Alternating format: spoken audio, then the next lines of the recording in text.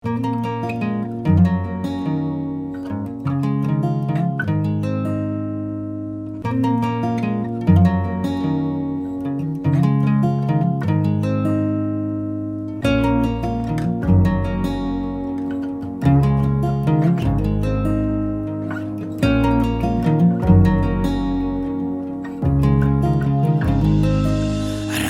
tananao tsy afaka niany me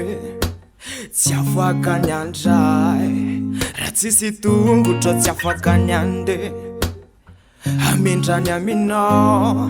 raha tsisy fana io tsy afaka nity anezanezany raha tsisy anao de tsy falifaly fa efa ianao rery ano mavita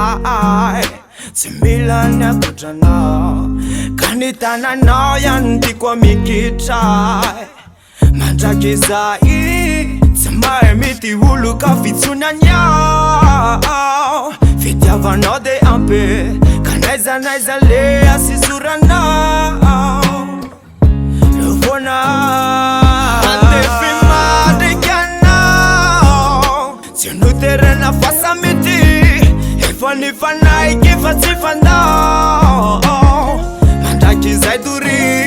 kanizanizy sopatrany atsika roa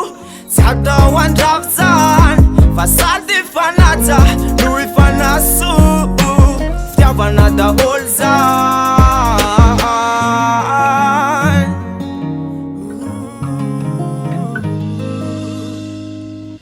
raha takatro ny volana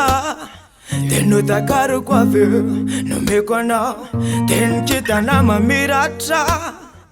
no mandravaka ny azavana manembonay ny ariva rehefa mody masoandro iny ie mitafy ny fitiavanao ka tsy saroko atraminy atsy fa efa ianao rery ano mavita tsy mila niakotranao ka ny tananao ihany tiako mikitra mandraky zay tsy mahay mity olo ka fitsonianyao fitiavanao de ampy ka naizanaiza le asisoranao lovona andefy madrikanao tsy noterena fasamity efa ny fanaiky fa tsy fandao mandraky zay dory kanizanizy sopatrany atsika roa tsy atao andrafitsany fa sady fanaja no